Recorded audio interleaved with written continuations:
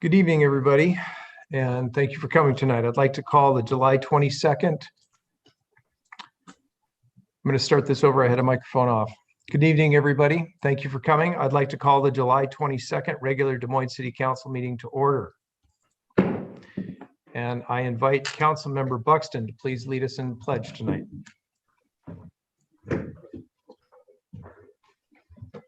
I pledge allegiance to the flag of the United States of America and to the republic for which it stands, one nation, under God, indivisible, with liberty and justice for all. Thank you. Please let the record show that all council members are present. Is there any correspondence from the public? Yes, Mayor. The following have provided written public comment. Tony Ann Mills, we do not need more enforcement. Betsy Sproger, hiring more police officers. Randy Holmes, federal stimulus, practical application. Will Dimmitt, recommendations for federal stimulus. Elizabeth Byrne, federal stimulus funds. Sally Odegaard, concerns at Heritage Court. Azeb Abraha, kid and family programming needs. And Mayor, the following have provided written public comment about duplicate bridge at the Senior Activity Center. Linda Shallett, Beverly Reich, Brian Reagan, Pamela Hoffman, Stephen Keller, Maggie Burke, Jim Burbage, and Frank Tienzi. And Mayor, the city manager will have a few comments on duplicate bridge during his city manager report. That concludes written public comment. We have four individuals who signed to speak, and the first one is Del Rivera. Okay, before we go forward with the comments from the public, just like to remind those that any person making personal, impertinent, or slanderous remarks or who become boisterous, threatening, or personally abusive while addressing the council will be muted and removed. All speakers will have 3 minutes to speak, and at which time, if you go over that, I will just ask you to wrap up your remarks. And at this point, the microphone goes to Mr. Del Rivero, but he is on mute, I can see. Thanks, Mayor. My name's Del Rivero. I am a community member, and I'm also a district administrator for District 7 Little League Baseball, which is about 23,000 kids that play baseball and softball in the South Puget Sound area. I recently rented your Underwood Park from July 10th through the 18th. I had 8 days. And I just want to tell the city staff about how wonderful the experience I had with everyone that I was in contact with at the field. Kyle did a great job of setting everything up on the fields. We used 2 fields. I understand the guys that drug the fields and did the lines were not parks employees, but they were the facilities employees, I guess, up at the maintenance guys. Well, I gotta say, I can't say enough about those guys. They took pride in their work. They made it absolutely perfect. We had a great event. They just did a great job. I was given the keys to the fields where I was the first one there to unlock and the last one there to lock up every day. Everything went very well. On opening ceremonies on July 10th, we honored Stephen J. Underwood. It's been 20 years since his passing, and we had the police in attendance, and we had an opening ceremony which went absolutely fantastic. We had some of the council members that came down and enjoyed a little bit of the games, and a lot of the public came. The families from all over our state, 9 districts out of 13 enjoyed the tournament. They ate in our restaurants. They stayed in the hotels in the area. They visited our parks. It was fantastic. I asked the MARINA if I could get parking passes for the families that were visiting from across the state, our state. They were graciously given to us. I handed them out. They were used. People loved the MARINA. They got to enjoy the farmers market on both Saturdays. So it all went very well. Also, while I was at the park, there's a bunch of other groups of baseball and softball people that showed up to try and take over the fields without consent, I guess, from the city, without a contract or permission or paying for the fields. That was a little bit annoying, but Kyle took care of that for us. But just want to say the facility's great, the new playground's great, the staff were great. Just a pleasure to be part of this community. That's all I have to say. Thank you very much. And it's wonderful to hear the public's feedback on what I believe is our outstanding staff does. So glad you had a wonderful event for the family and their kids. And again, Dell, I appreciate all you do for our community. Thank you very much. Thanks, Matt. I appreciate it. Thanks a lot. The next speaker is Bill Willett. Hi, Council and Mayor. Thank you for allowing me to speak. I'm just going to read the comments that I had turned in, which goes something like this. Something needs to be done about the unchecked and unmonitored, except occasionally by the Des Moines Police Department, Redondo parking lot. As part of the master plan for this area, we've heard a gate system of some type could be installed. But to be honest, the lack of focus on this portion of the city has slowly let inappropriate behavior and actions become commonplace. Families that visit this area get a dose of what's being allowed to happen around here are less likely to want to return to your beautifully renovated Redondo Pier Promenade area when completed if you don't get ahead of this problem. And those that are claiming this area as their turf or hangout area could be tougher to root out if their foothold becomes more entrenched. We understand the city's, we understand funding and city priorities can make for inaction, yet there are stopgap options available, namely contracting the lot to a third-party vendor, example, Diamond Parking. The lot as is, payment being voluntary for parking, garners the city $80,000 plus annually, not including parking passes and any ticket revenue. Likely the Marina isn't given any of the ticket revenue. Enforced, this income channel could top $200,000 pay to park plus ticketing offenders before monitoring contract fees. An additional benefit to a monitored lot would control over non-payment parking lot users that loiter. The lot should have an enforceable no loitering ordinance. The Des Moines PD lot monitoring contractor can use to move non-paying visitors along. The city should also look into a no cruising ordinance effectively used in other cities to discourage cruising, which in turn enhances public safety and could help to control vehicle noise. Recently, a car sped from the stop sign at Soundview Drive South and Redondo Way South, losing control and crashing into the Redondo Beach Heights condominium gated parking area.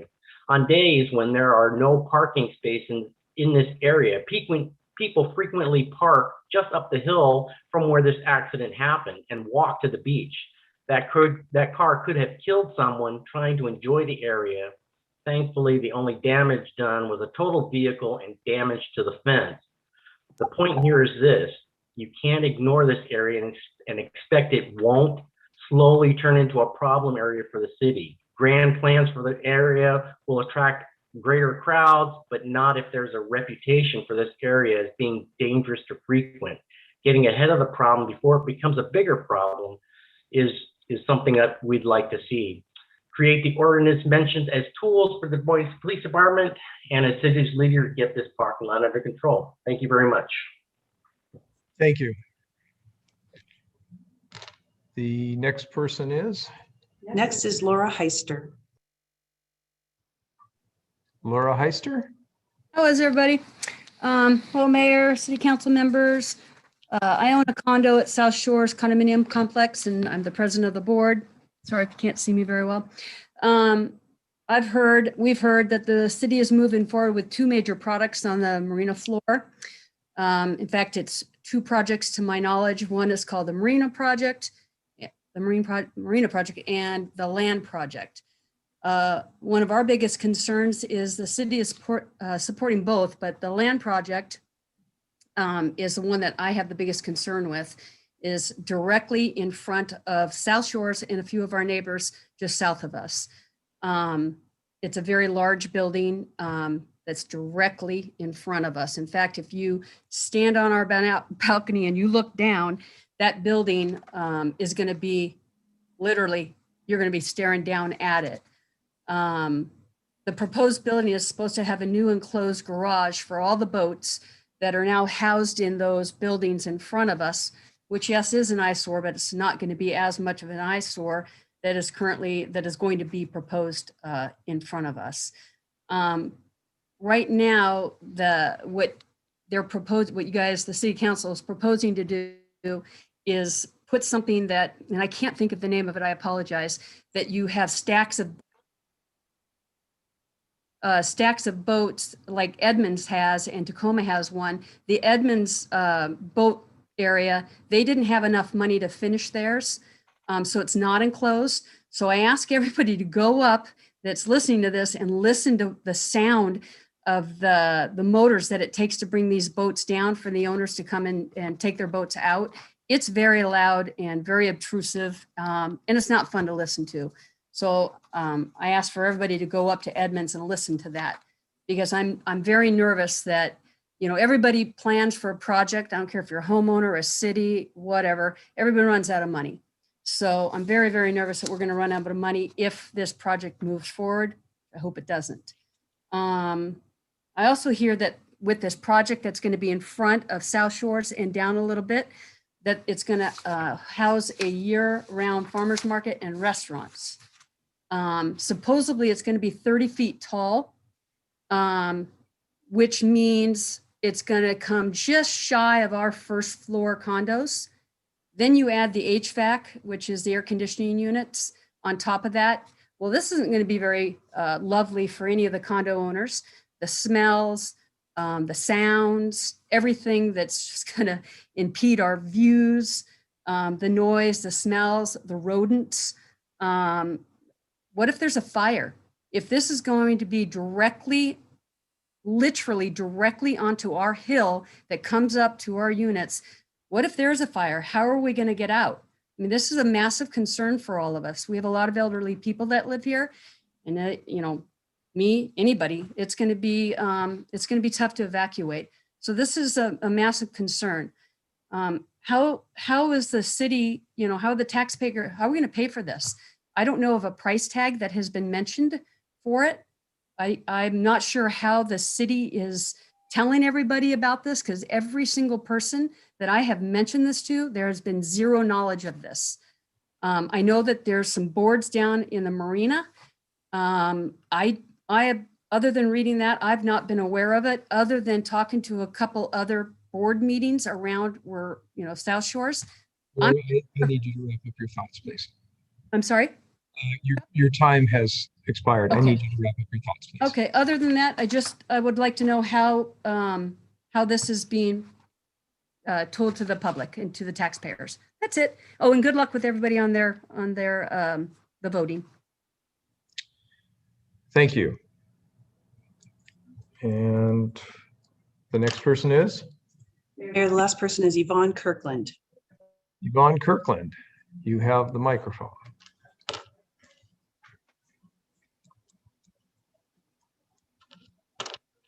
You're on mute.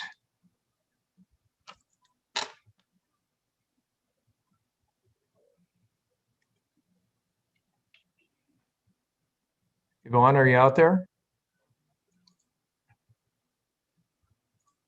I see your connection. Oh, there you go. I think we can hear you now if you speak.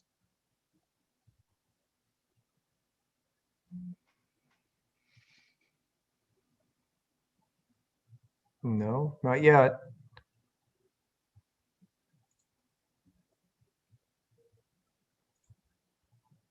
Yvonne, are you there?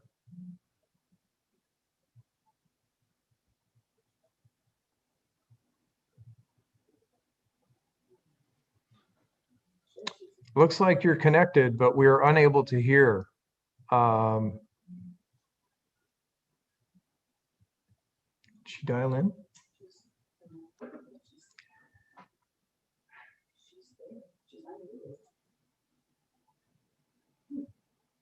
Yvonne, we're not registering any sound on your microphone. We'd love to hear what you have to say.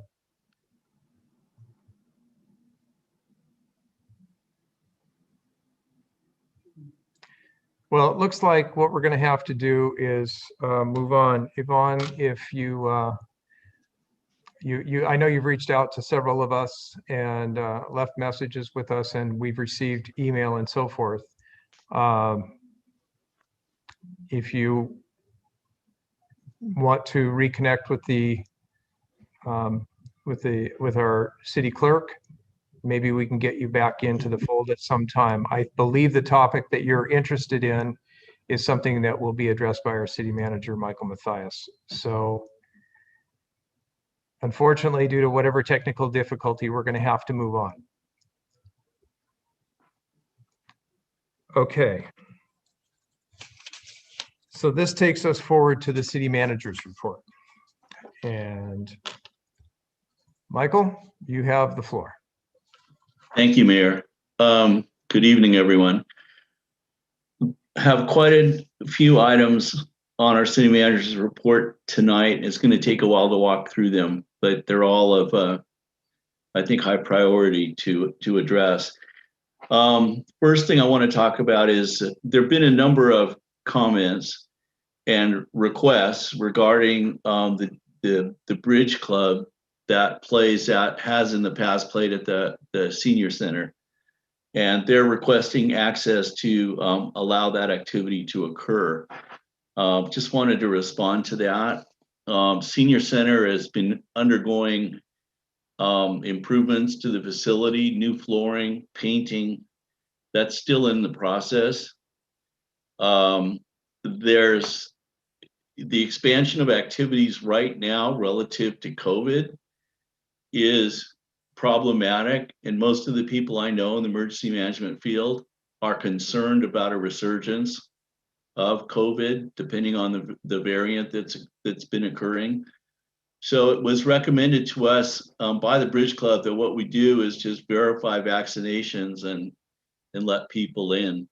And the city, as a protocol, is not in the business of verifying vaccinations for a number of reasons. It's administratively difficult to do.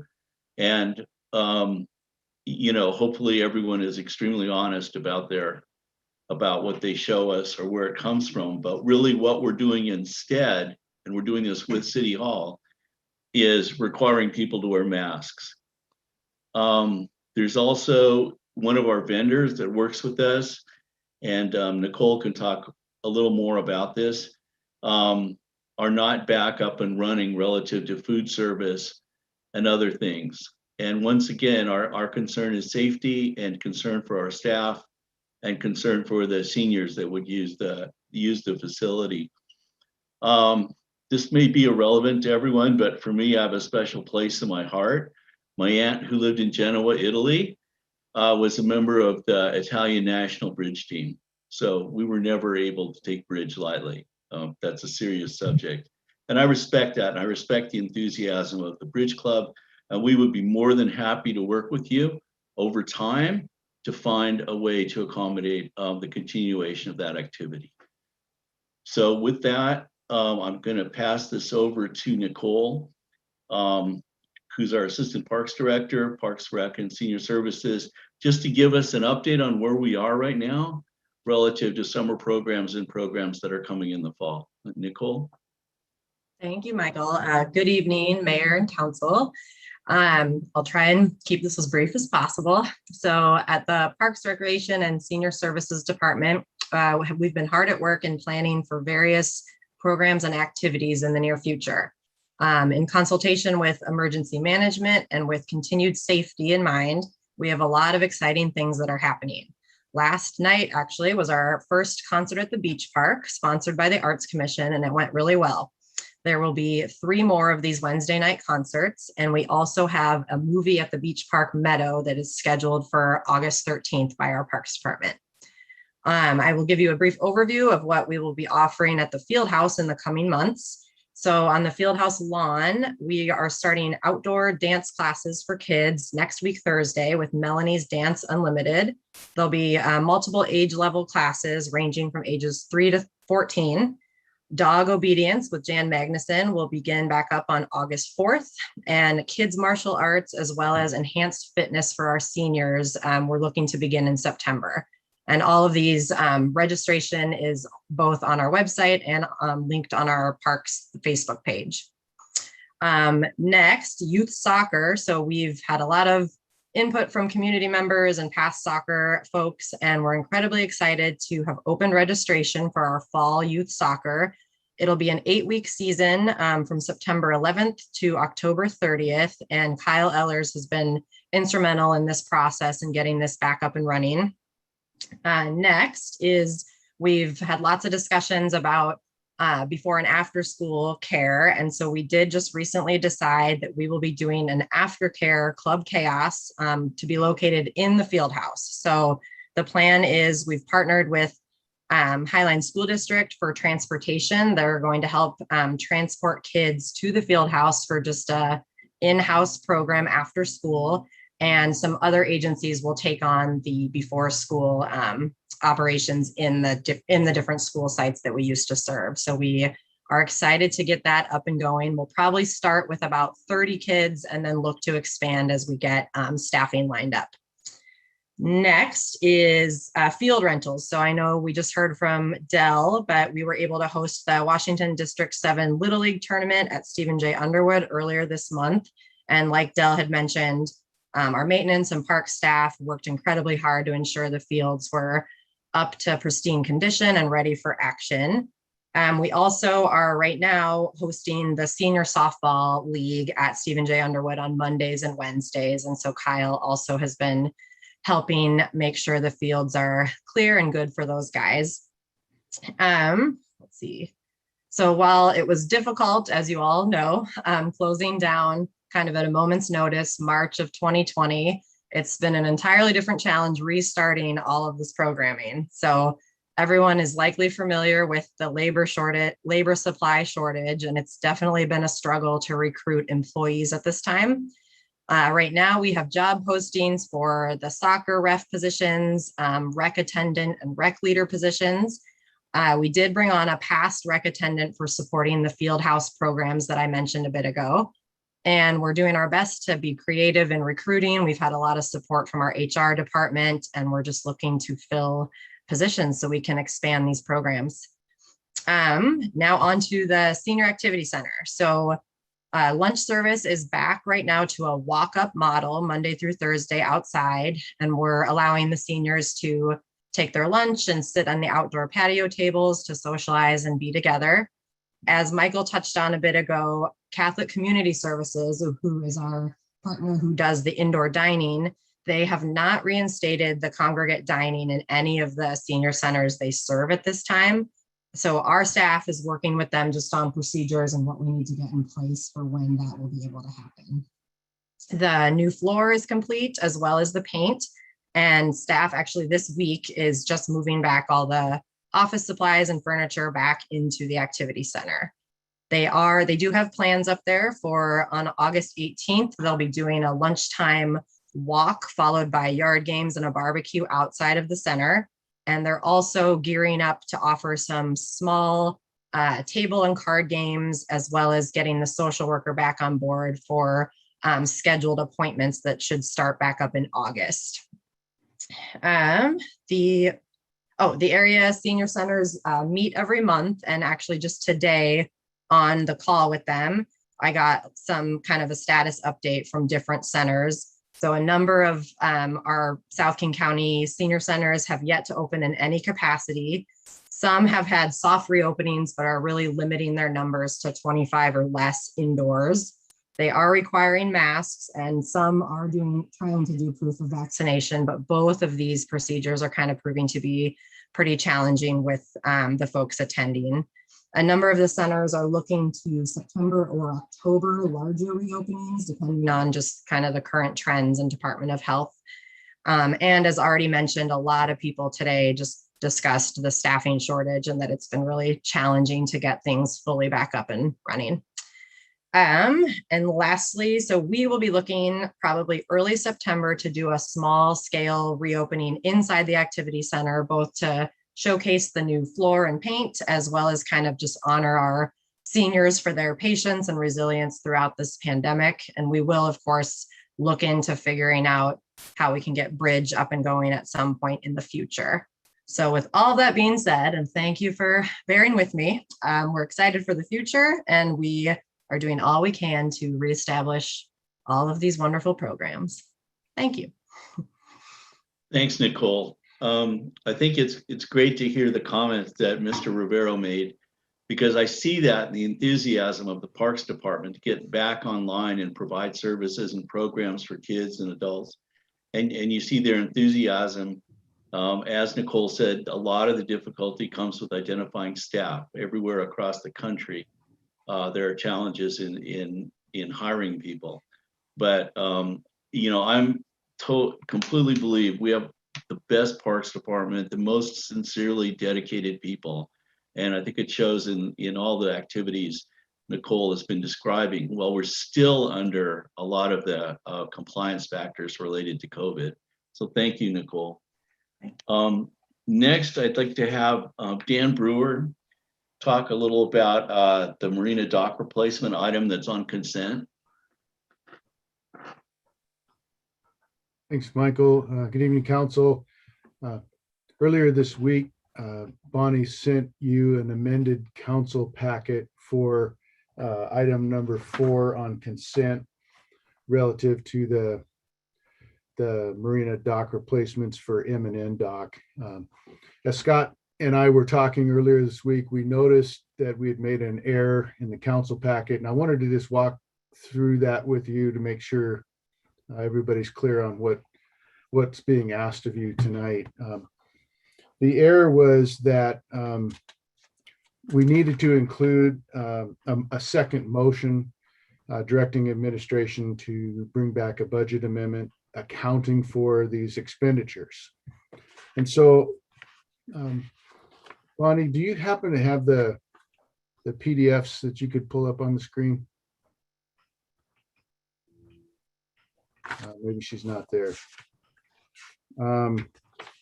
So in the packet. He's looking, Dan.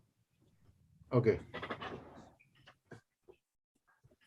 In the packet that was sent out, this first attachment, no, actually that's the second one, Bonnie. There we go. So this slide here shows the adopted CIP project for Marina dock replacement. This is what's currently in the budget. And on the second page here, you can, actually here you can see that we had estimated to spend $200,000 in design for this year and about $1.4 million in construction in an out year. You know, this was a planning document that was adopted carried forward from several years ago. So as we got through negotiations with our consultant and increased the project to include multiple docks with this project, we needed to change the capital program. So on the next slide, and this is what both of these are what Bonnie sent out earlier this week. You can see here that for 2021, we're increasing the estimated expenditures for the design this year. And also we'll have some other design money on the same project next year. This is kind of the split of the design funding. So the motion tonight is to approve the design contract. It's around $600,000 for the design work and the permitting work. And in addition to including that design, what we wanted to do is to show you where we believe we will have funding to construct the dock improvements in a few years. So we think that we're going to issue bonds for those dock improvements. We have current debt in the marina that we will pay off in early next year. And that will free up some debt capacity that we have in our current operating budget to pay for additional bonding. That's how we, right now, how we think we're going to fund the construction of the improvements. We wanted to show that to you in this document. We're not asking you to amend the capital budget or approve the bonding tonight. It's just so that you could see how we eventually plan to pay for the improvements. So for tonight, it's just approval of the design and directing us to bring back a budget amendment to increase the expenditure in 2021 from 200,000 to 250,000, as we've shown here. Should have done a better job explaining that in the financial impact section of the packet. So anyway, just wanted to explain that. So hopefully that clears that up. Thanks, Dan. Appreciate that analysis. I want to talk briefly about item number 2 on consent, which is an extension of a contract with Elaine Long with Coaching Action, and just give you a little of the background of that. Basically, we hired Elaine. She came to us recommended from corporate clients to start working with Des Moines. And at the time, if you recall, as we were doing a transition in our culture, a lot of things had happened that, were not, I think, the direction that now we've gone or that we intended to go. And so originally, Elaine worked with staff from the perspective of, how can you best adapt to the culture that we're building here? And so we signed a contract with her for, I think, $50,000, somewhere in that neighborhood. And that was 3.5 years ago, almost 4 years. And through the course of those 4 years, Elaine has met with many of our senior staff and many of the people, especially who make presentations to City Council. And over, I've heard from council, both new and older council members, that many times they greatly appreciate the quality of the presentations that are given to them. And that is absolutely a function of Elaine's involvement. The other thing is that, these days, as we said, it's not only hard to find people to work here, it's difficult to keep people working here. So Elaine plays a role in retention by providing people opportunities to grow, get better at what they do. It serves as a career development tool. It's about communication internally within City Hall and externally. I think it helps transparency. I think it helps our community when we have people that can speak with them intelligently and directly. And the same with council. And I can't be more pleased with the quality of staff we have or the quality of what we present to council every time we have a council meeting. And so with that, what happened was Elaine exhausted the $50,000 that I was able to sign for. And so now what we're recommending is that council approve us extending that contract to $100,000, which is really just an increase of 50, but we'll continue to allow Elaine to work with our staff. It's available to council members. A few of you have taken advantage of that opportunity. And she's just great and helpful. And everyone who's had the experience of working with her has had a positive experience, which is pretty extraordinary. So I just wanted to mention that relative to item 2. Let me move on. There was a, sorry, trying to keep track of it. There were, we had a very serious heat event, as you all know. And yeah, I don't know that everything we did was perfect, but it was certainly a lot. And so I just thought we maybe, you know, from behind the scenes, council may appreciate the efforts that we made to address that. The dates were Friday, June 25th through Tuesday, June 29th. And at one point on Monday, temperatures exceeded approximately 110 degrees. We had our emergency preparedness manager, Shannon Kirschberg. She attended all the excessive heat seminars conducted by the Seattle Health Office and King County Emergency Coordination folks. All weather updates were forwarded to directors following each meeting. Weather warnings and heat advisories created and shared with all departments for social media publication. On Tuesday, June 22nd, we called a large number of local churches in Des Moines to find if any were planning to open cooling stations. No churches had plans as of Tuesday, and this was before the heat wave. During calls to churches, Shannon gave her contact information, asked to be contacted if churches decided to open cooling centers. Scott Wilkins, at our request, went to Lowe's on Friday and purchased 25 cases of bottled water. Lowe's, when they heard the reason for this, which is to give out in the community, given the temperature event, donated an additional 25 cases. So we had somewhere in the neighborhood of 1,500 bottles of bottled water. What we did with the bottled water was we then put some in each police car, so they would have them available as they were going through the neighborhoods in the city. And we also gave some, Ken Rogers was kind enough at the quarterdeck to accept the number of amount of bottled water that he was able to hand out. We produced a list of cooling centers in our area, not just local, and sent that to the police department as a reference. On Sunday morning, Shannon and Bonnie started calling around to find out how we could establish a cooling station. The activity center, we're looking at improving the air conditioning, but that was not a viable option at that time. Shannon called Highline College, spoke with Francesca up there. Bonnie called Highline Schools, left a voicemail for Scott Logan.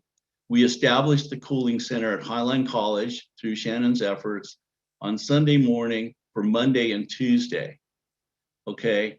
On Monday, we had staff who, redirected their activities, went up to the Highline College Student Union and manned the cooling station. And we had 45 people come the first day, and the second day, and that staff was Shannon, Rochelle, and Nicole. We're all there on Monday.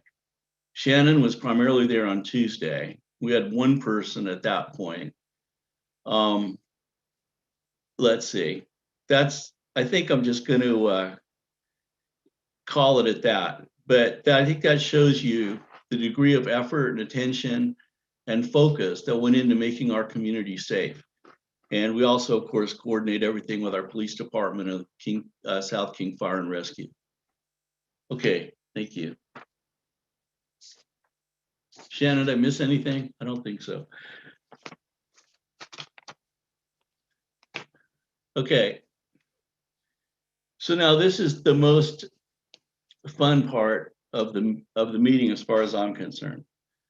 I want to talk with you all about ARPA money, American Rescue Plan Act.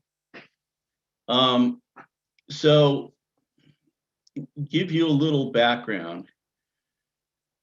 I've read some critiques of, the fact that we don't have a dedicated economic development person in the city. And I just want to remind people that originally I was hired as the assistant city manager to focus on economic development, which I've done. At the point at which Mr. Piasecki left, I applied for the city manager position with the thought and hope that we would be able to structure the organization in such a way that I could continue to focus on economic development, which I've done. Let me give you a little of my background, just as a reminder. I was an assistant vice president, Bank of America, corporate, both strategic planning, government relations. I have a master's from Cambridge University in economics. At Cambridge, I was a member of the Marshall Economic Society, which was about 30 people. And every 2 weeks, we had a Nobel laureate fly in, and we got to spend time both in lecture and talking with them one-on-one. I had the opportunity at that time to have one-on-one conversations with Nobel laureates Vasily Leontiev, Amartya Sen, and others. I then went to UC Santa Cruz and got a master's in applied economics, which is mathematical economics, regressions, and a lot of formula-based economics. I then went to Oxford, got a degree in sustainable urban development. I created a redevelopment agency in Florida, which will be helpful for us now as the state legislature has created the opportunity for tax increment financing. And it may well be that that's a resource available to us in Des Moines for development. In Fort Lauderdale, I was the economic development manager, city of 160,000. And I worked as an economic development director in another city in Florida. So I just wanted to provide that background. Now, going back to the CARES money that created the GROW program. So September of 2020, I gave a presentation to the Economic Development Committee on the CARES money. And we were recommending taking about over $500,000, somewhere in that neighborhood, for a grant program to local businesses. And the focus that I had at that time from the education I have and what made sense economically was to focus on what's called aggregate demand. And aggregate demand enhances salaries and wages and creates economic activity. I remember Councilmember Martinelli was kind enough to make some suggestions about how that money could best be applied. And I think, the issue with the model in SQUIM that you had recommended was, for whatever reason, they chose not to make that money available for wages and salary. And so I thought the fastest way we get money into the economy was to allow for those types of expenses. But at any rate, after that discussion, we went forward and initiated the GROWS program. And I acted pretty much under the emergency proclamation authority established from the state that the city council had approved. Okay, now we're in a slightly different situation. So the ARPA money has resulted in us receiving approximately, or we will receive approximately $9,040,000 over 2 years. And it will be, we can expend it up until December 31st of 2024. Tonight, what we're doing, and this is the staff recommendation, the plan is tomorrow we will send all of the council a link where you can fill out an application or applications, whatever you want, to recommend programs you'd like funded. And then we will compile those and walk through everything at the budget retreat August 5th. So you will receive that tomorrow. Tonight, I wanted to show you what our recommendations are and what the thinking behind them was, so you have some understanding what we think we could accomplish, and then we're looking forward to ideas that all of you may have. So with that, Bonnie, would you put up our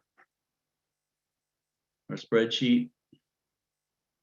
And this is going on our website and out in public as we speak. So there's two sources of the revenue.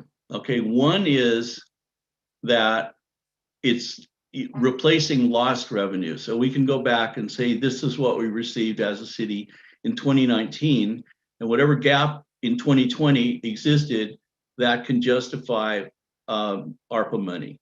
At the same time, if you can't justify up to the 9 million, you can be consistent with the federal guidelines that, believe me, it's 681 pages of legislation.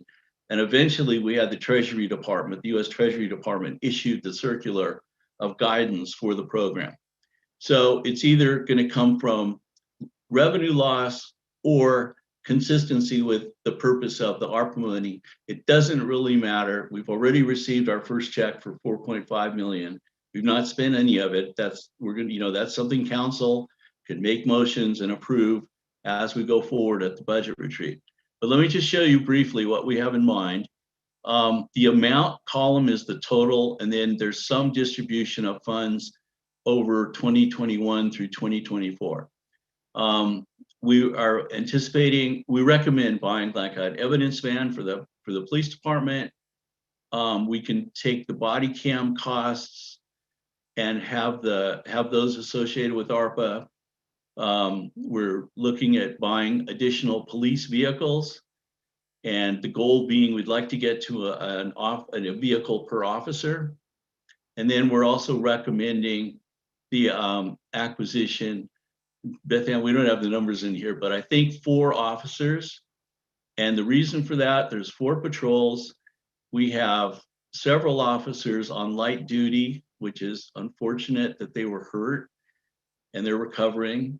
And we also have a number of paternity leave requests from officers.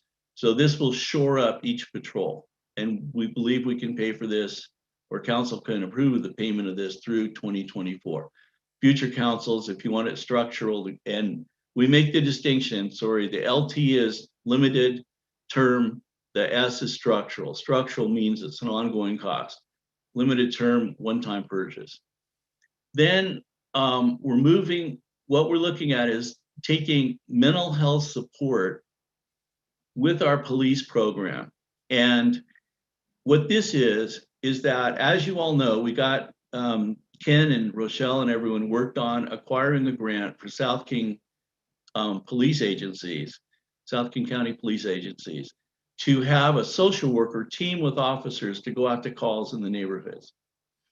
And what we are trying to do, and I had some very interesting discussions with both Representative Orwell and Senator Kaiser, what we're trying to do is make sure that the social workers have resources they can refer clients to, people involved. And so we've met with CMAR. We're going to meet with some of the other nonprofits to see, what services they could offer.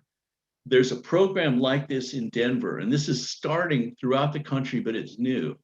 A program in Denver called the STAR program, where they had social workers go out with cops. They hit something like 230 incidents where that happened through the course of the year, and they had 0 arrests.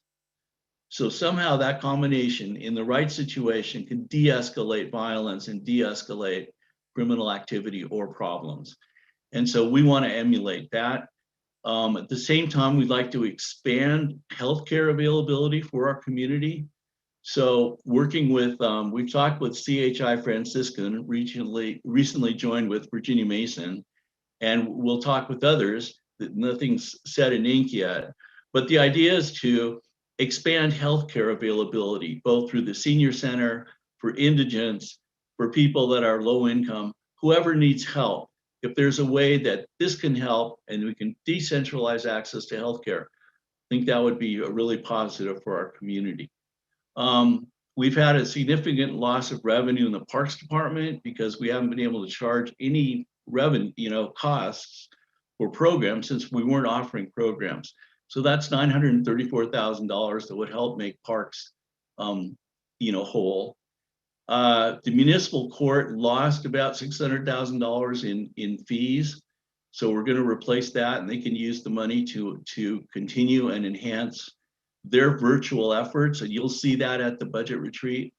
They'll talk more about what they're doing. SCORE has been challenged because there's been less activity in terms of crime. And let me just say, not so much that crime has gone down, but that the use of SCORE has gone down. And so they've lost money that needs to be kind of recouped. And so one opportunity is for us to use some of this. We see the EATS program continuing through 2021 and 2022. And these are all council calls in the end.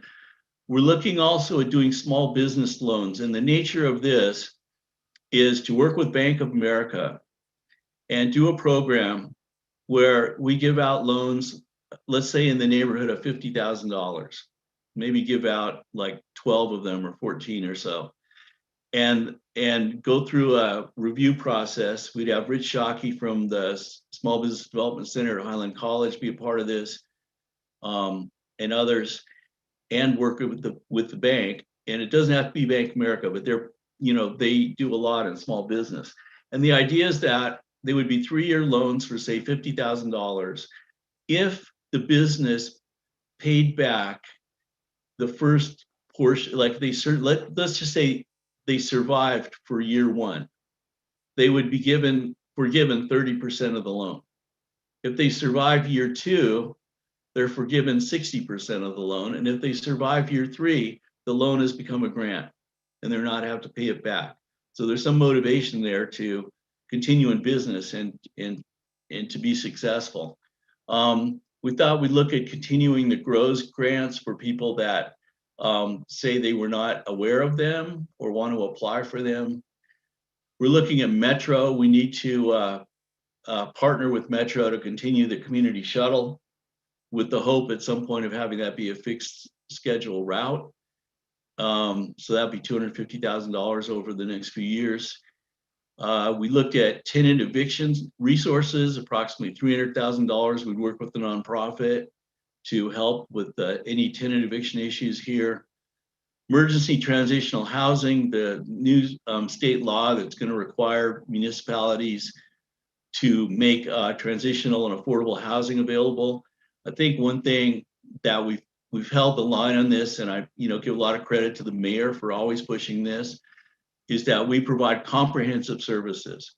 So we talked with CMAR, for example. They may be interested in building the affordable housing.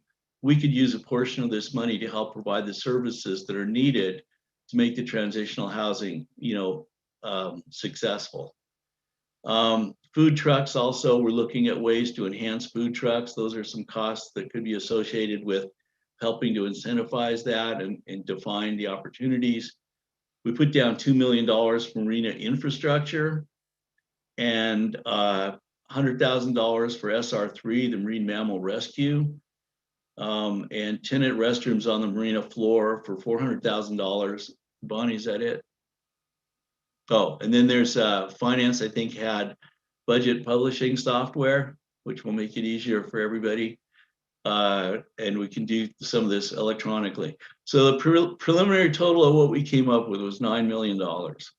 And as I said, nothing's set in stone. Council can do this any way you want, if you all agree, or at least 4 of you. And we'll pick this up at the budget retreat, and tomorrow we will send you the application format that you can then fill out. And that, fortunately, concludes my city manager report. Thank you. Michael, Councilmember Bangs and JC Harris had a couple questions. Are you open to taking questions at this time? Sure, that's fine. I recognize Councilmember Bangs, then Councilmember Harris. Thank you, Mayor. So just for a point of clarification, are you saying those forms that we are to fill out if we have programs we're interested in funding are new programs or currently established programs? That's my first question. Okay, well, the answer to that is that what we will send out is there's federal criteria for what qualifies. So you can look at the program you're interested in and see if it fits the criteria and then recommend it. And I wouldn't be hesitant to recommend new things or existing things. We can look at that, and we will review these carefully so that they're consistent with the federal guidelines. And then my second one is you're sending out that spreadsheet so we can review it, or you're going to provide that? No, we'll be happy to send that. Absolutely. Oh, okay. Yeah. Okay. Thank you. Sure. Councilmember Harris. Thank you, Mayor. So 2 things, hopefully quick. Going back to your previous discussion, is there any general agreement as to why it's been so difficult to recruit people to resume some of these services? Well, yeah, okay. I think the issue with labor supply right now, and it's an issue that is troubling to everyone associated with anything to do with employment, and which is not receiving the national attention one would think it might justify receiving. But primarily, I think what's going on is that the federal government in the last 18 months has floated a tremendous amount of money. And a number of people, you know, for better or for worse, as they were laid off, as they went on unemployment, got not only basic unemployment, but subsidized at a higher rate. And so that threw a kind of a bounce. I mean, I heard the other day, if you go to work for Burger King, you can get $1,000 startup, money, and then you can make $19,000 a year. So that then has a ripple through the economy as to what the cost of everything is. And that's really the best answer I can give you. Okay, so there's just a lot of competition now for, the other question I had is, will you be providing sort of a rule book? I'm struck by the idea that this is basically for shorter term kind of projects as opposed to, infrastructure. So, can you provide some guidance as to what is appropriate to suggest versus not? Yeah, absolutely. We will send you the federal guidelines with this. And I think the infrastructure is an interesting point. So I want to mention one thing with that. Infrastructure is a legitimate expenditure, assuming it's going to be one time and hopefully it gets done by the end of, you've allocated the funds by the end of December 2024. The other thing is there's almost $5 trillion currently being considered both for physical and social infrastructure in the Senate right now. And so some of that money may come to us in different forms through our congressmen or senators or whatever. We'll have to wait and see how that plays out.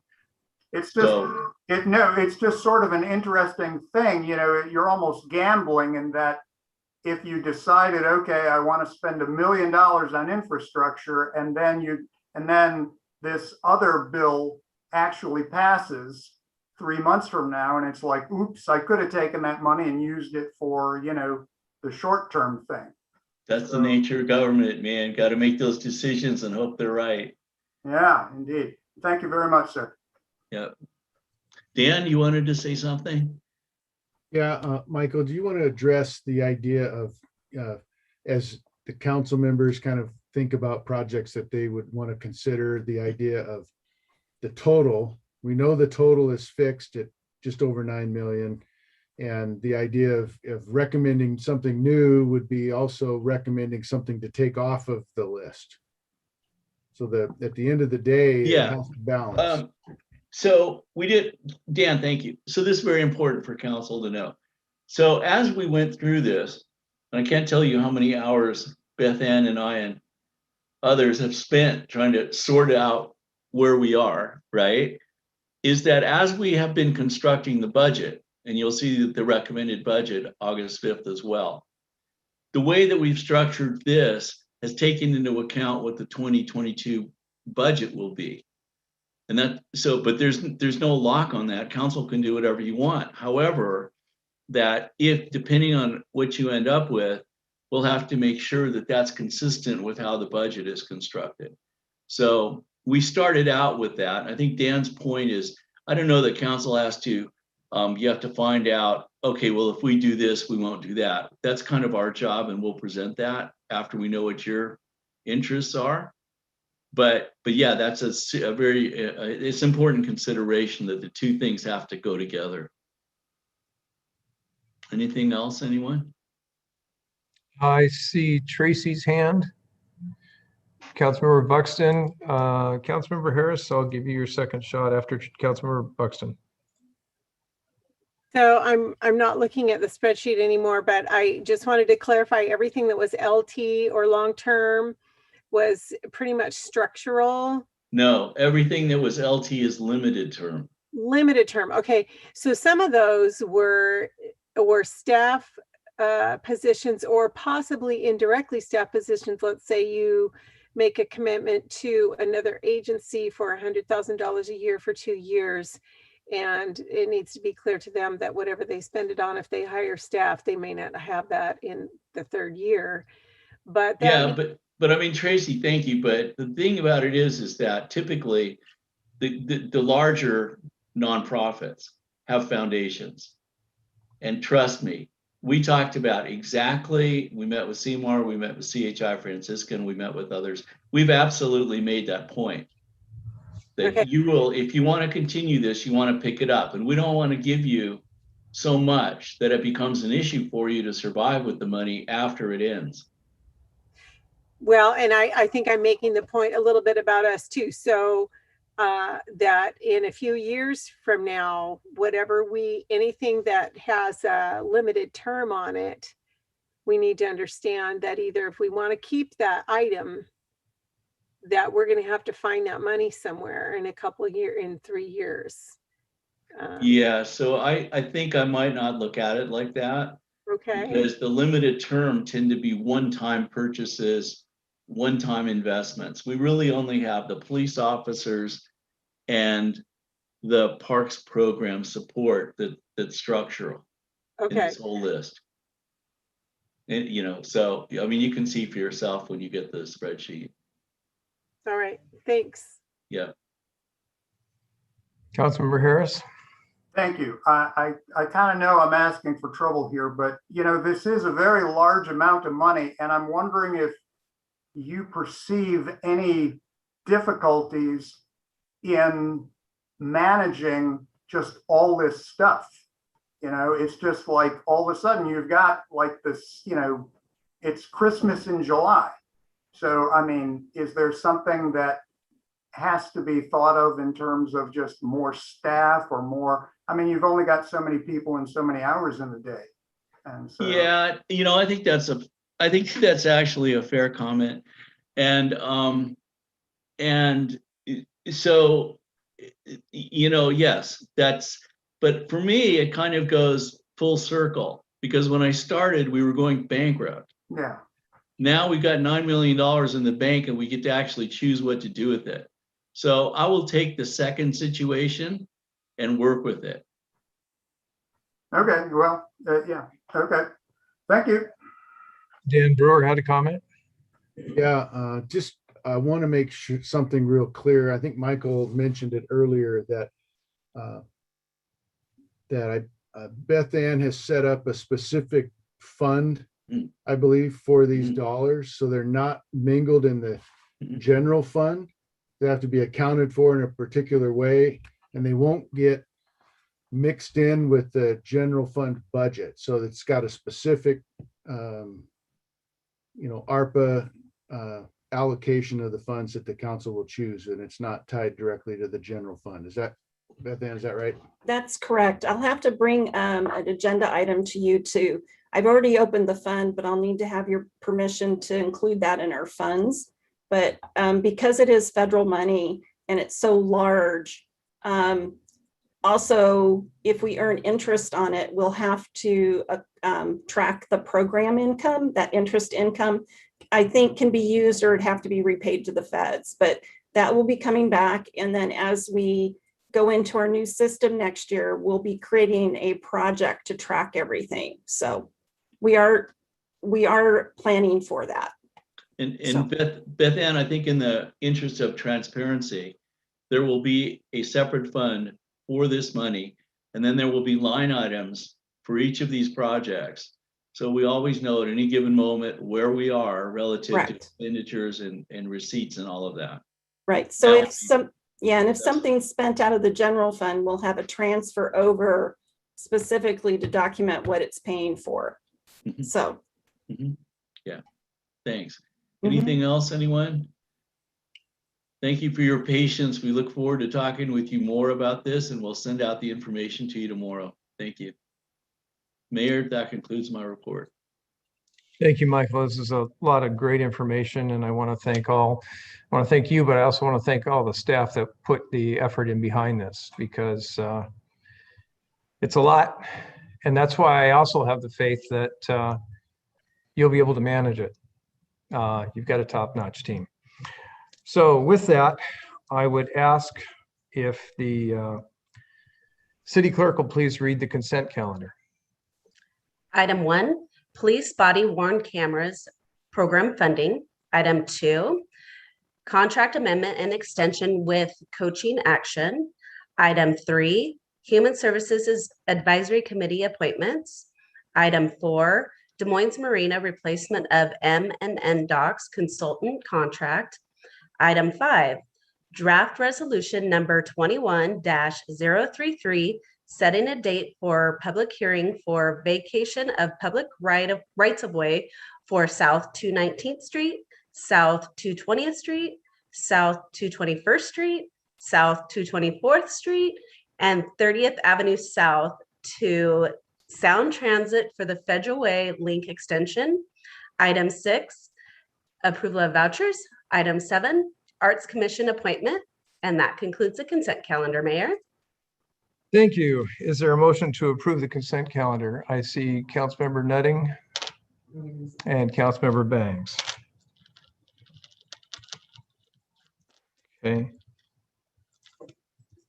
Council, before I go forward, I want to address one of the items on the calendar before I ask if anybody has anything to pull. I'm not going to pull this item, but I wanted to share just an interesting situation, but something that is very much to our good fortune.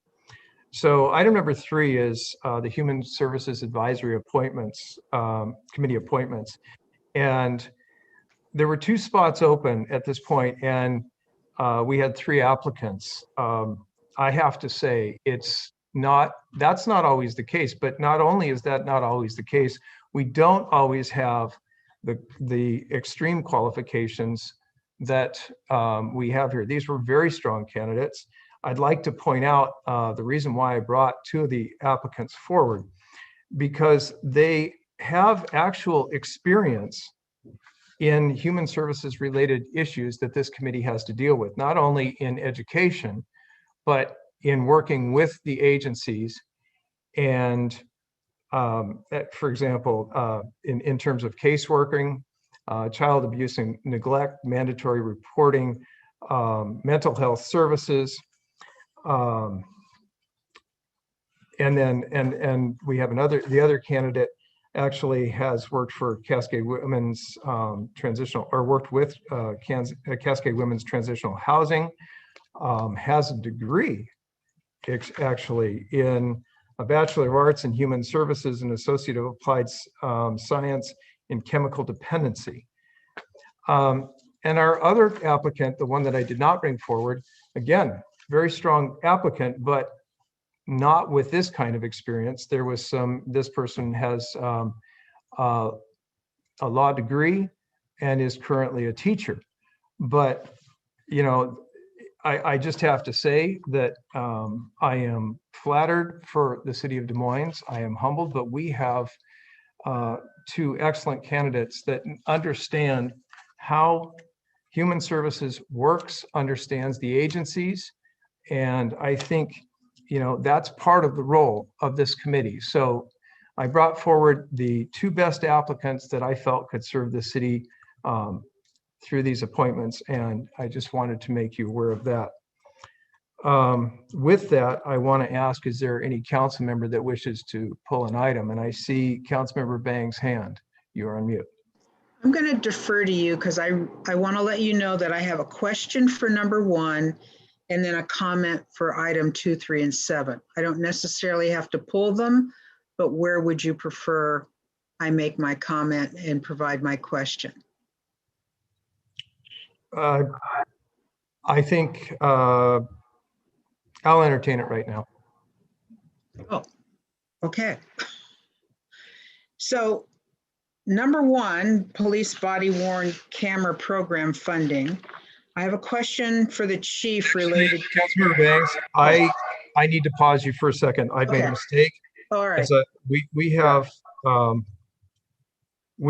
motion And I've called for anybody to remove items. Before you make comments on them, let me see if anybody has anything to remove. Okay. And then I'll come back to you. I'm sorry. Does anyone have anything to remove? I think I see J.C. Harris's hand is Yes. getting Thank you, pixelated. Mayor. I would like to pull item 1. Okay, you'd like to pull out item 1. Yes. Okay. And I have a comment on item 2.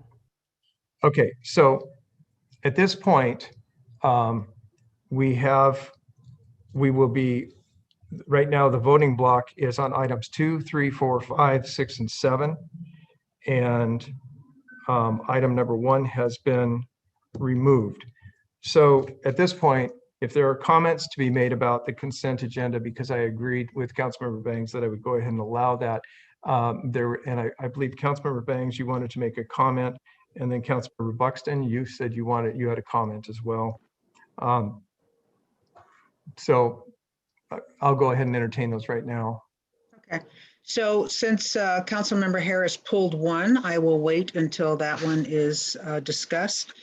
For item 2, I would say that the contract amendment and extension for coaching action, I have participated and taken advantage of that counseling. And I will say, or actually, I won't say counseling, coaching. It was very helpful. I've been through a lot of them, as you are well aware, in my life working. And I felt that it was very helpful. And it also helped some of us council members work through and talk about issues or items. So I really appreciated the work that was provided with that. And I wholly support that. And I would recommend anyone, council members or other staff or new staff, to take advantage of that coaching service. Human Services Advisory Committee, I read through those applications and I totally agree with you, Mayor. I was very impressed with the qualifications and their, wanting to provide support for that committee. And then number 7, I would like to say Mei-Ling Sproger is online. Hello, Mei-Ling. That I am really pleased to see that we now have her on this agenda for, consent, because she has been showing up at our Arts Commission meetings and she has been providing input, very good input, as a matter of fact. And I think the group at this particular point just basically thinks she's part of the committee anyway. So I want to thank her and I want to thank you for bringing that forward. And that concludes my remarks for this. Okay, I will go to Councilmember Buxton. Just point of clarification before you start. Councilmember Nutting, did I see your hand or no? Okay, no, okay. Just wanted to be clear. Councilmember, I do see Deputy Mayor Mahoney. Okay. Councilmember Nutting, I'm sorry, Buxton, you have the floor. Thank you, Mayor. Item number 2, I wrestled with that a little bit, but I also received benefit from that coaching experience. And she is fabulous and actually consults with some of the most prominent people in our region, professionals in our region. And so you get what you pay for. And I also did a little bit of market research. And so I think that she does a great service to our city, and I appreciate it. Thank you. Deputy Mayor Mahoney. Thank you, Mayor. I'm going to echo a little bit, particularly the decision on the coaching action. It is worth it to make an investment in our staff, and I highly recommend those council members that haven't gone through this training should do so. It's been great, very beneficial. I agree with you on the Human Services Advisory Committee choices. These 2 particular individuals have years of experience. I'm not sure we even have these level of qualifications on the existing committee, not that they don't do a great job, but I'm impressed with them. And then to go a little bit off, I'm really glad to see we're starting the process of the docks. The replacement there. That's important for the marina. It shows our efforts there, and I'm grateful. And of course, thrilled to have Mei-Ling. She's been getting active and engaged in the community, and it's a great thing to see her plugging herself in. So I just want to say thank you, Mei-Ling, for the efforts you're giving this community. Thank you, Mayor. Thank you. So at this point, I will take us forward. Since everybody else has made a comment, I'm going to make a brief one, and it really ties to the coaching in action. This firm, I've had the opportunity to work with this firm both here at the city and outside of the city. I know of their work and who they have worked with, and they've worked with some of the most prominent CEOs and senior level executives throughout the region. One of the things I think that is really important for us to consider as well is that, you know, when you try to grow people from the inside and they take a job and they go from a level 1 to a level 2, that's something, because they're advancing their skill set, they're acquiring certifications. The challenge is when you go into leadership roles, manager, director, and above, that takes not only a skill set, but a technical skill set, but it also takes a certain amount of soft skills. And that is what this organization focuses on.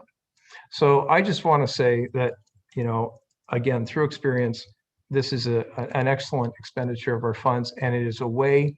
It is a way to retain employees. It is a way to attract employees, because we are investing in them and their success. So with that, I will ask all those in favor of the consent calendar, with the exception of item 1, please raise your hand. Okay, I see Deputy Mayor Mahoney, Councilmember Nutting, Councilmember Harris, Councilmember Bangs, Councilmember Buxton, Councilmember Martinelli, and myself. The consent passes 7-0. Okay, at this point, we are now talking about police worn body camera funding, and I am going to go to Councilmember Harris, who pulled the item. Thank you. I basically just have a couple of questions.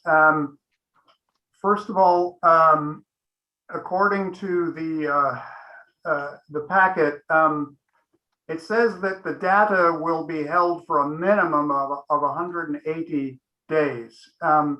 Is there a specific time limit to that?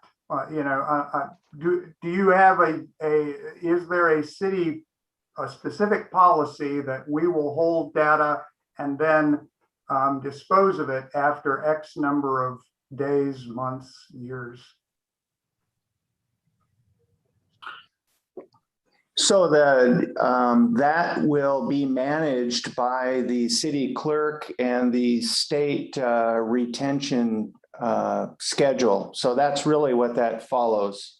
Nothing different or deviates from that. I'm not saying, I'm just asking what that number is. If it's like, you know, is it 1 year? Is it 2 years? I mean, if we don't know, we don't know, but I'm just asking what that. Jump in. Okay, 1 second. I'm going to bring in the city clerk. Councilmember Harris, all records have a disposition of certain time limit. It depends on the record, depends on what it's being used for. If we have a case that maybe needs the body camera documentation for a longer period of time, then we might have to keep it for longer than what its retention period is. So everything that we have has different, depending on the situation and the type of document, on how long we have to keep it. Some are forever, some are a limited term, some are 3 years, 6 years. It really just depends. Washington State Archivist has a local collection of common records. It's called the CORE. Spells it all out. We use that as our Bible. We go through it, figure out what the document is, figure out where the retention is. If we have to have the archivist look at it, if it's non-archival, I don't know off the top of my head what the word is, but basically we use that as our guide. And again, police records are positioned the same way, but we do have a lot of cases that do need us to keep records for longer than what the typical, disposition might be at that particular moment. I hope that helps. Yeah. Okay. So the other thing is, I read basically, is this the final policy as to when the officer can turn the camera on and off? I wouldn't say it's the final policy. I know that the city and the Des Moines Police Guild are about to enter into negotiations, and I have had conversations with our HR director. I can tell you I have had some preliminary discussions with our Des Moines Police Guild president and vice president. And so there has been some preliminary talk, but it's still it's a mandatory subject of bargaining with the Des Moines Police Guild. I can tell you the policy that we presented in the packet and that we're using as kind of a model placeholder is consistent with agencies throughout the country who use the Lexapol policy program, and it is policy consistent with best practices throughout the country for body-worn cameras. Okay, thank you. That's it. Let's. Councilmember Bangs. So for the chief on page 33 of our packet, there is a 430.9 referring to the coordinator. Chief of police or the authorized designee should appoint a coordinator responsible for RCW 10.109.010.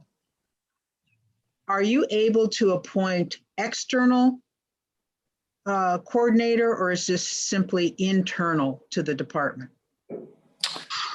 Well, to answer your question specifically, I think I probably could go external.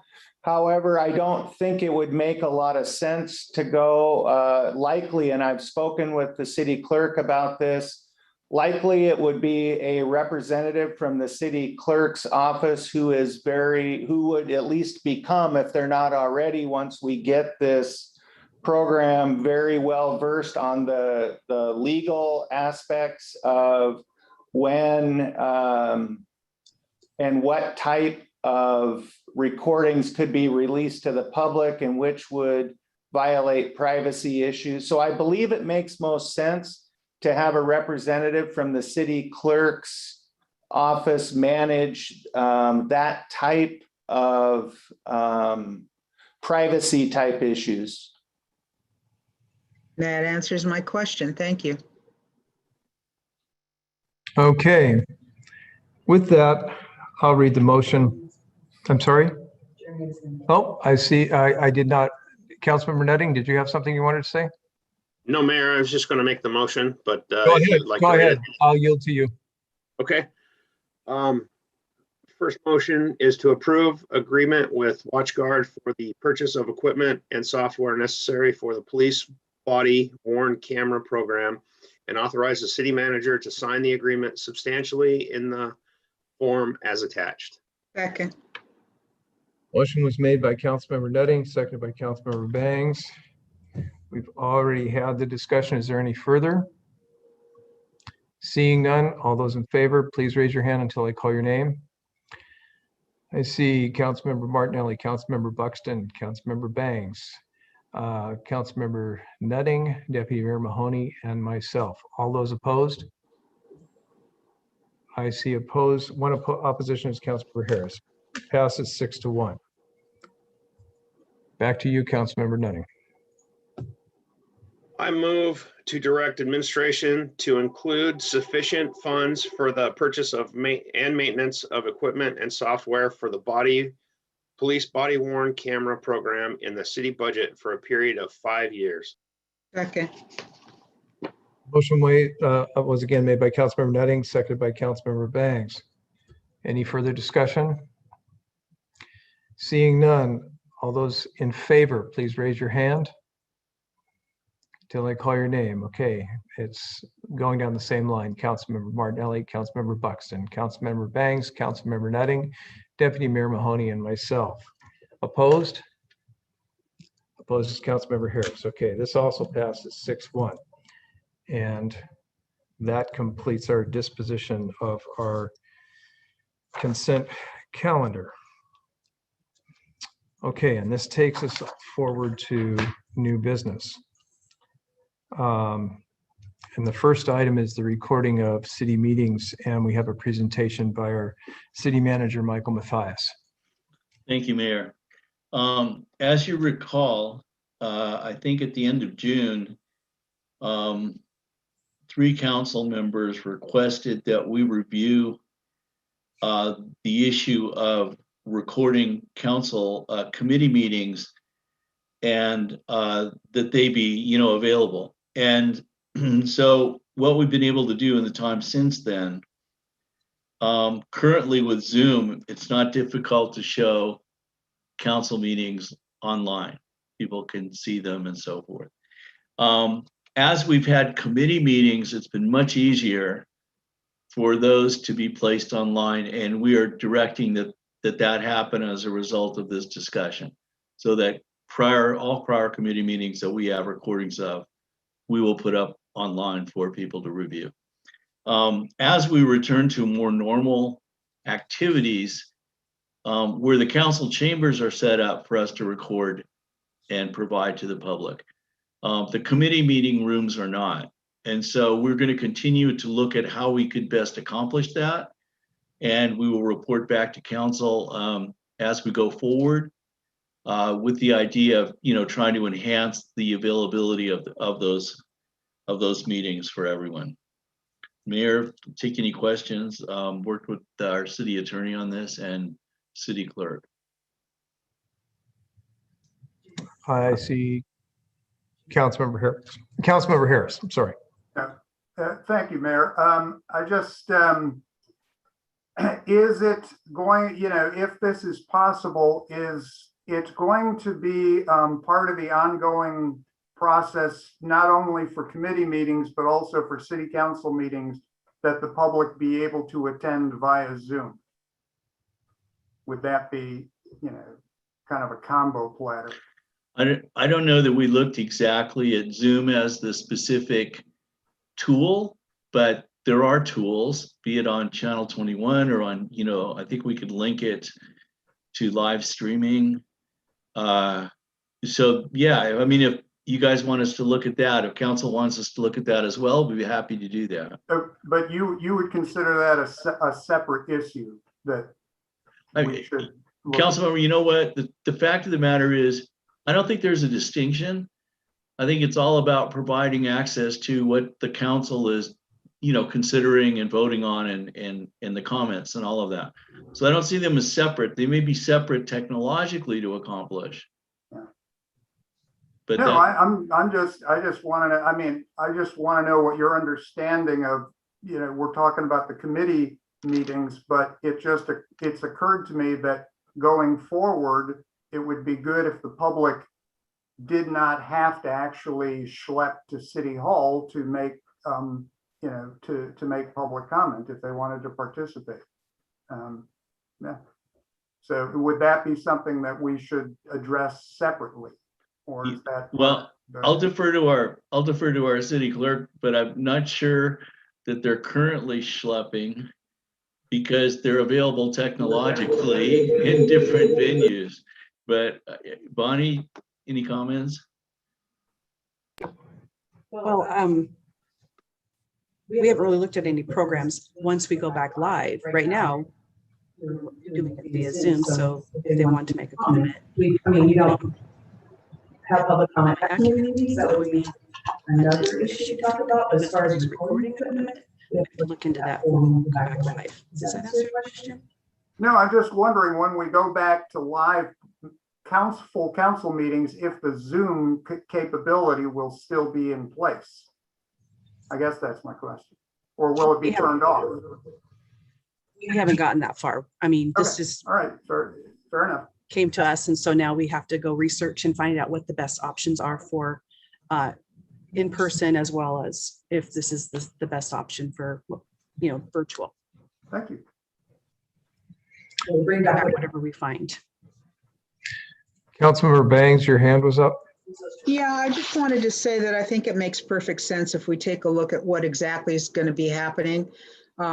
If we do, just like what goes on now with our council meetings on Zoom, how many people really, request to come on to watch or to speak.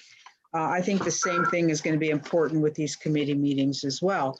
How many people really will be involved? I know, as long as I've been involved in committee meetings, I can think of maybe 3 citizens who have attended. And of course, there's no asking questions during committee meetings, but they've attended. And that was really about it, the maximum. And I believe Councilmember Buxton. Thank you, Mayor. So since we're going to be doing it with the Zoom meetings now are going to be, those that are recorded are going to be posted, means that we don't really have an opposition to it conceptually. I guess it's more, it's a cost consideration. And so when I did the math down below where it talks about how much it would cost for data storage, it turns out to be about $2,000, and it would be about $2,000 a year extra to store the data. But there isn't a projection about how much it would cost for startup costs for the equipment, and then this ongoing staff time for monitoring all of that. So I would like to recommend that we revisit this maybe Q1 2022, or after or shortly before we think that we're going to be done and we're going to start meeting in person, to check our click data, because I think it was mentioned that the staff would be monitoring who visits these committee meetings that are going to be posted here shortly. And since $2,000 really a year is kind of nominal, depending, it's not nominal. A startup cost plus that plus ongoing staff time. If only a few people click on those videos, then I just can't see the justification. But if you've got a very sizable amount of people visiting these videos every week, well, then it's a little bit different consideration. It might be worth seeing what the actual cost would be. That's my recommendation. I see a lot of value in letting the staff do a little bit further work. This is a little bit broader scope. YouTube, if you're watching on the internet, you can get click information, but there are a lot of people that just watch it off their TV set as well. So I think we're asking a bigger question, and I think, I don't know, we could handle it as 2 issues, or we just keep going with it, figuring out if there's equipment changes here or upgrades or additions. I think right now I think the city manager was clear. Our city clerk and communications director is trying to look at what we're going to, what the best way is to do this, as well as trying to figure out, I know it's not just Bonnie at this point, but I know the whole team is trying to figure out when and how, what does opening City Hall in terms of council meetings look like going forward. We just don't have that answer yet. I don't know when we'll get it, but at this time we don't have it. So with that, is there an introduction of items for future consideration? I see Deputy Mayor Mahoney. Thank you, Mayor. So obviously recently all over town, we hear comments about the loud mufflers and so forth on the cars breaking the peace of our town. This is a regional problem. It's a nationwide problem and a trend. Well, we can pass ordinance on and enforce it through decimal meters and things like that. But the problem is there's actually loopholes in Washington state law and at the federal level. A lot of people don't know this, but they can buy and have aftermarket mufflers installed on their vehicles in Washington state, whereas Idaho, they can't. So I had a conversation with Tina Orwell about this a little bit, about what the Washington state law is. She gave me some facts and so forth. And then also, a lot of people don't know this, but vehicles manufactured at the national level and even international level actually have modifications installed where they can actually flip switches and increase the decibels with these muffler effects built into the vehicle, which supersedes a lot of the ordinances that are local and at the state level. This is my position and my idea, is I think we should write a letter to our state and federal legislators and also the surrounding towns to solicit their support in having them relook at legislation to stop the sales of these types of vehicles and stop the sales and installation of these types of car parts as just to help everybody with the fact that it does break the sense of peace. It wakes us up in the night. We're having places like Redondo or any of our streets where we live at, we're being affected by it on a regular basis now. And it's a trend that's one of the only ways I think we can get it to stop. We can't police it to death. And there's an expectation that we do. So it's a greater thing that has to happen. It's like airport issues. We can do so much at the local level. We need the state and federal levels and county to help us. So my proposal is we get staff to help us write a letter. I forwarded the information to Michael that Tina provided, and maybe possibly we could have some kind of letter that could be sent to those entities with that intent. So that's my new business proposal. I would second that proposal. We need a third, but I'm just saying that I like the idea. I think it, and I think we got the third with Tracy and the fourth with, well, I get, okay, I'm seeing 6 hands so far. So I think there is support for this letter. The good news is, but I think Michael actually wants to talk about it. So let's see what he has to say. Yeah, Deputy Mayor Mahoney talked with me about this. What I would just recommend, I mean, it's fine. I think doing a letter would be, great, but I would recommend that we actually go a little further with it and incorporate it into our legislative program for 2022 and come up with the strategy and come up with, do we have partners? Who else wants to join into this effort? I'm sure Kent would want to, not put words in their mouth, but I think they probably would. And do it like that. So it's much more of a comprehensive approach than just simply a kind of a letter out of the blue. Exactly. I would have, I'll let. Go ahead, Councilmember Mahoney, and then I'll go to Councilmember Harris. All right. Sorry, Councilmember Harris.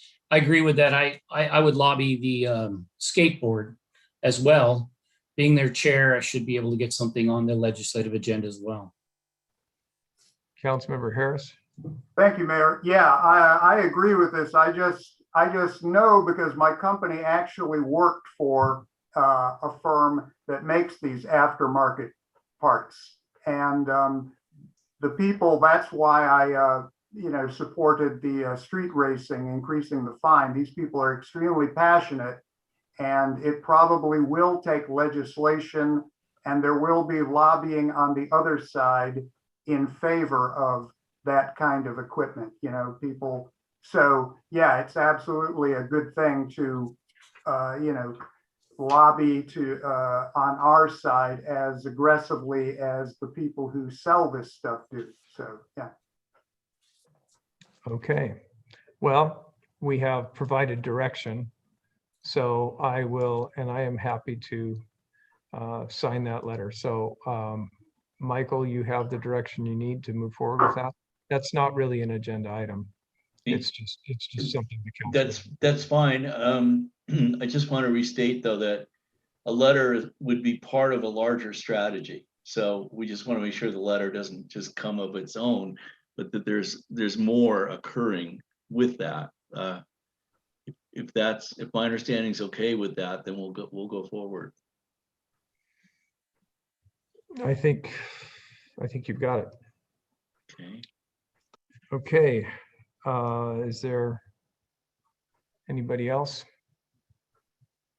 Okay, seeing none, this will go forward to board and committee reports and council member comments. And tonight we start with Councilmember Buxton. Thank you, Mayor.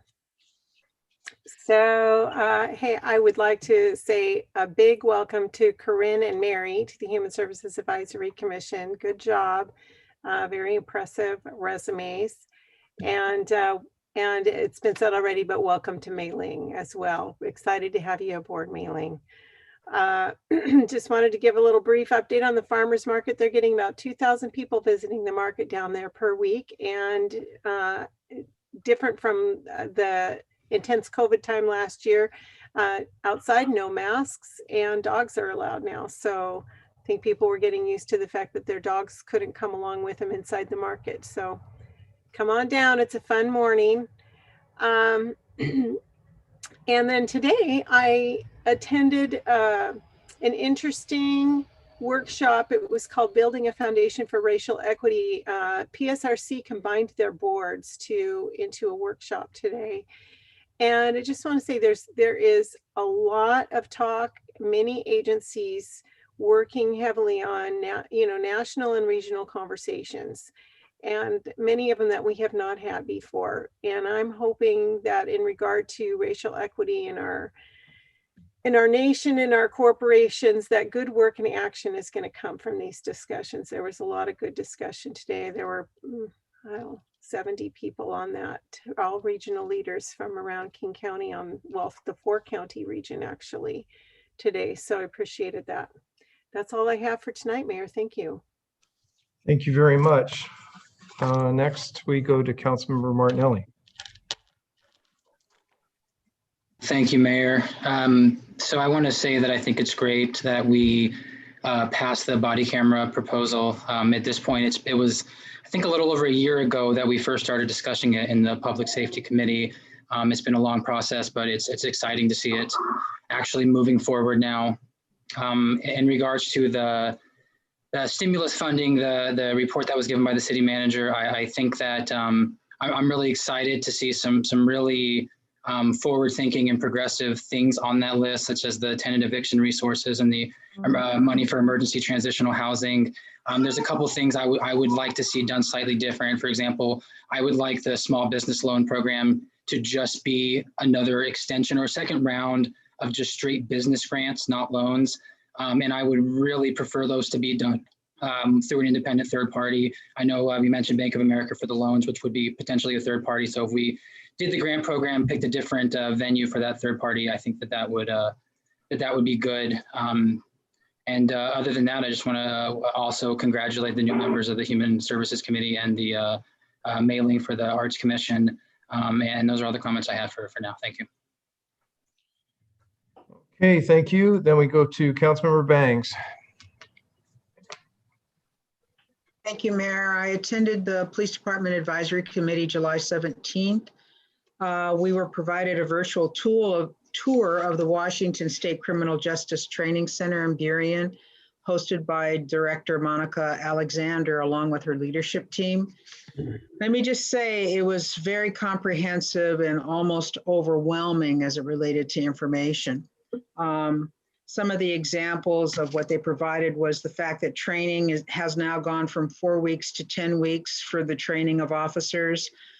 There's an applied skill training, which, maximizing control with minimal injuries, distance shielding, de-escalation, threat ID and management, on and on. I mean, it was just wonderful. I think the most exciting thing that I heard was that there's a new program called the ABLE program.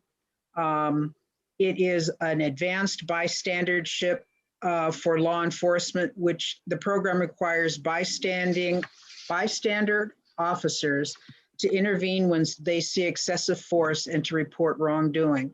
So the training emphasizes that intervening is an act of loyalty to the colleague involved, to the officer's agency, as well as to the community. So there's a lot of advanced training also for, first line supervisors, mid-level supervisors.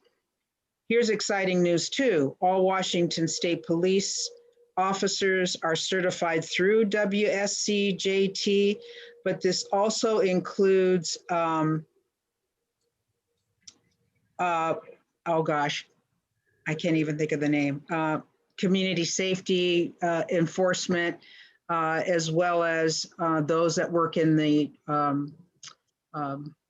help me, Chief, work in the, as officers in like federal penitentiaries here or elsewhere. So I think it's exciting, but please go to the website, cjtc.wa.gov, because the information is really extensive, but very, very informational. And who knew? Because majority of those on the committee did not know. And it's really important to know because there's a lot of training going on. That concludes my report. Thank you. Councilmember Nutting. Thank you, Mayor. I'm just trying to get my thoughts and notes in order here. I'll start out with congratulations to the Human Services Advisory Committee applicants that were approved. And Mei-Ling, I've seen you about at the farmer's market and with your camera taking pictures, and it's congratulations on getting approved for the Arts Commission. National Night Out will be held this year. There's actually going to be some events. Tuesday, August 3rd, I, along with my wife Yvonne, will be up at Midway Park. In coordination with Reach Out Des Moines, we have come up with a CDC approved way to provide food for the event for the local community. So I'm very excited to be up at that park. I love that park. We've extended it, and it'll be good to be out with those people. Then I want to expand on Nicole's presentation. Last night I attended the first concert in the park of the 4 that we're going to have this year, and it was Ian Ayres and the Sole Purpose. And what a great night to have some reggae-ish, ska-ish music going on with a beautiful night. The next 3 that will be held are July 28th, August 4th, and August 11th, 7 p.m. And they're free in the beach park. And it was in coordination with the Arts Commission, the Moines Art Commission, and Washington Scuba Alliance. So very excited for that. Again, movie in the park August 13th at dusk, and the movie's going to be Scooby-Doo. And last but not least, there's a couple working for the city that are celebrating a very exciting 38th anniversary tomorrow, Scott and Bonnie. And so I want to congratulate you, 38 years. Congratulations.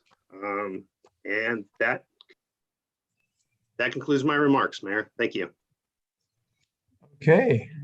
And that takes us forward to Deputy Mayor Mahoney.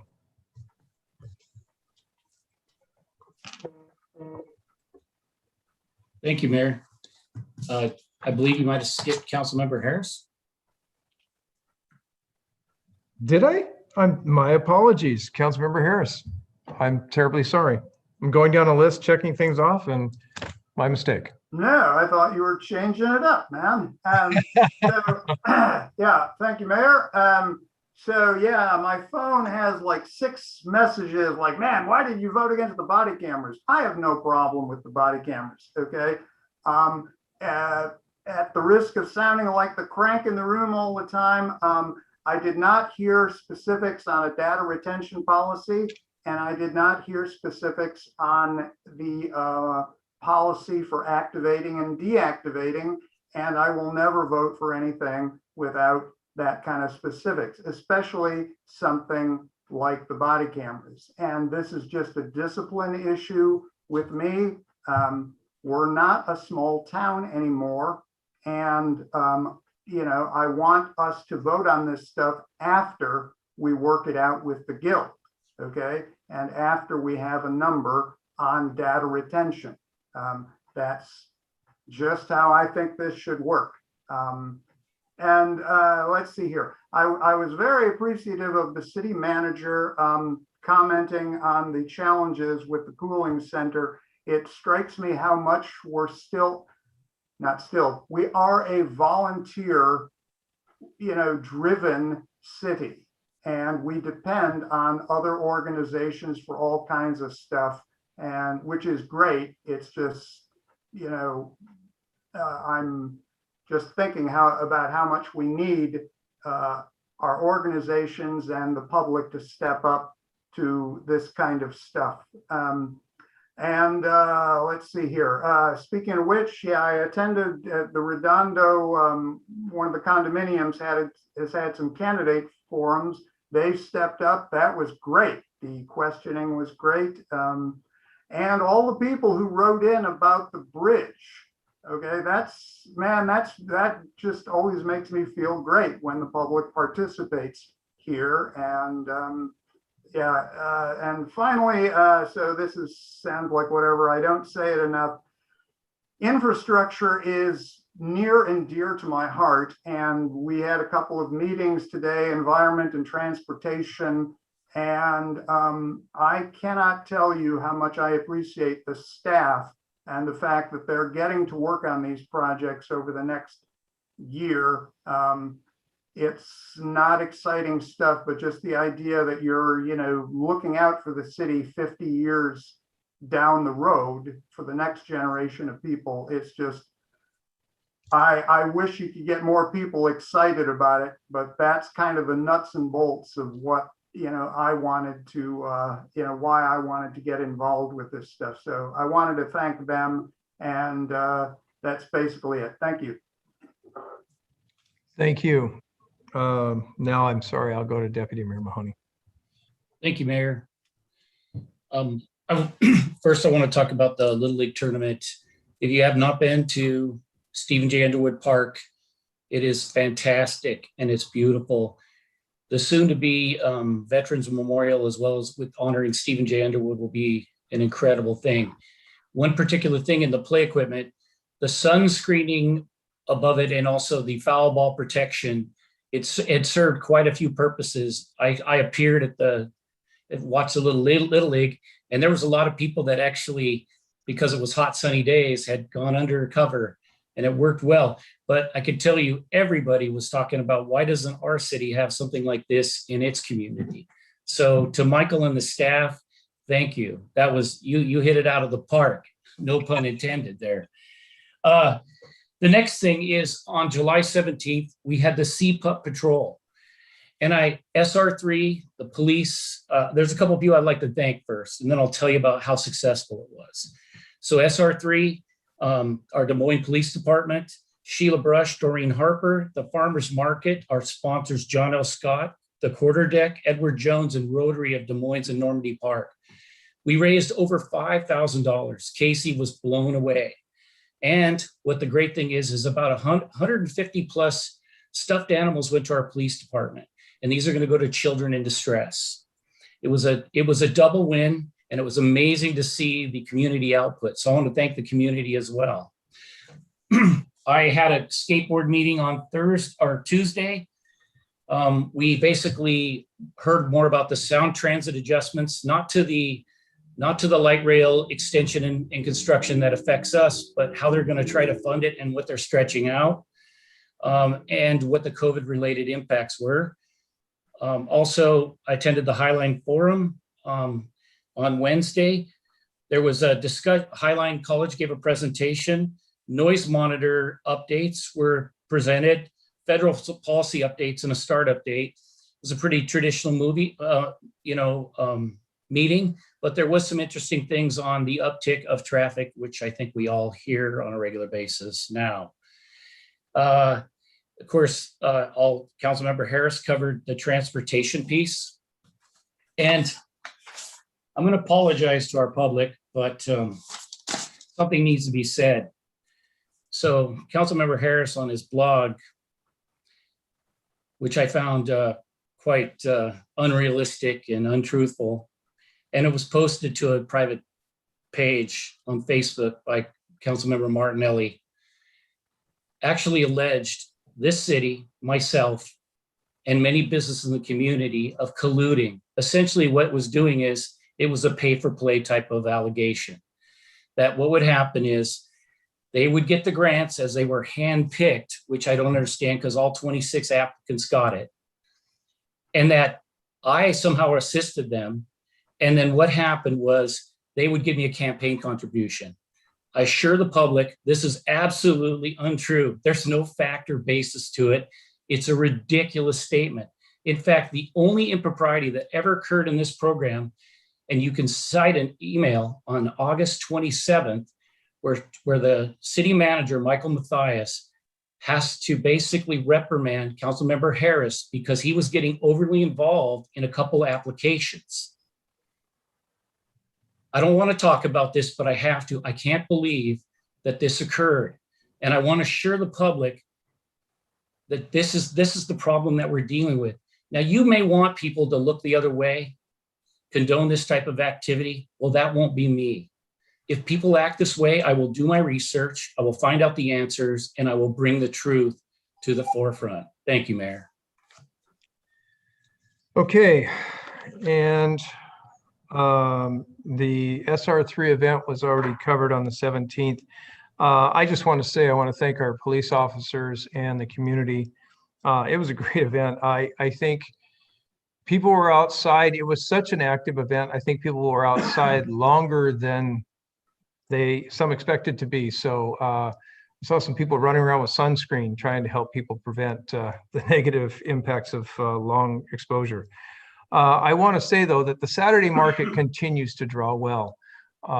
I don't have the exact numbers right now, but it's somewhere between 2,500 and 3,000 people plus in a 4-hour period. I believe Tracy Buxton may have an exact. Do you have the exact number from last week? You said 20. Can you turn your mic on so I can hear the right number? Just over two. Okay, so but it's great, and I mean if you want to understand what it's like to live in a community, this is a great place to come out and do it. We did have the after the Transportation Committee, we did have the Environment Committee tonight, and the staff covered essentially what's called our Surface Water Management, or SWIM, CIP Capital Improvement Project Plan from looking at 2022 to 2027. It's a 6-year plan, and I got to tell you, there is nothing glamorous about this. Much of it is in replacing pipes and making system adjustments to handle stormwater. Well, last year during the COVID situation, they handled 1, 2, 3, 4, 5 the South 251st stormwater outfalls, 216th and 11th Avenue. I'm sorry, there was pipes being replaced. Marine View Drive and 200th. They made some modifications there in partnership with the city of SeaTac when that intersection was replaced to help address flooding and collection a little bit to the west of there. And we now have a way, as we move forward with our road improvements, to tap into that. On 251st, the outfall was replaced due to failing pipe. We had a Woodmont landslide, and there was much repair and slope to stabilize, and they took care of that. Currently, they have in operation, I mean, a huge list, but 6th Avenue and 239th, there's been an ongoing situation there for quite some time where the pipe has been failing and it's affected some stairs and access to the beach there. That's being addressed. Soundview Drive and Redondo Beach, pipe upgrade, 10th Avenue. I can go on. A lot of these, are pipe and drain issues. One in particular, let's see if I've got the right. We've partnered with Lake Haven through our franchise agreements. It shows that those things are working at 8th Avenue between 264th and 265th. They're doing some infrastructure work while we're also doing some work there. There was one location, and I'm not Tyler Beakley. He did a great job presenting this, but what I have to say is that there's even a place where we have, I believe it's McSorley Creek, that at times fills beyond capacity and floods out people's yards. So they're putting in a creek diversion when it reaches a certain point, so high flow volumes can be handled through an additional channel. Excellent work by the team. It's not glamorous when you're talking surface water management, but they did a great job. I will say, with the current construction, as with some work that's, our bulkhead work that's to start on the marina floor, we still are running into material delays. And when you ask why, well, there were many plants that were shut down and so forth, and due to COVID, and now that things are starting to open up a bit, there's a huge demand. Everybody has heard about the worker shortage issue. So I just wanted to, this is a more elaborate description of what I would normally put out from the committee, but it was covering the CIP over the next 6 years. I felt it was worth the time. And the next issue I wanted to talk about, I hope Scott Wilkins is still online to help me out with this one. Scotty, are you there?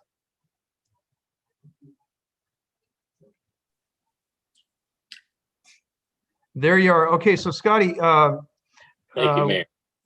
I'm just gonna give the floor to you because I don't think I can, this is one that's really in my wheelhouse. I appreciate this. Every year I like to surprise Bonnie or embarrass her a little bit. So tomorrow's our 38th anniversary, wedding anniversary, and I just want to say happy anniversary. And I think virtual flowers are in line because one of the things that people have to also understand if they've not seen it in the past is Scott always brings in flowers to celebrate these events, especially if they fall close to a council meeting. So anyway, happy 30th wedding anniversary to Bonnie and Scott.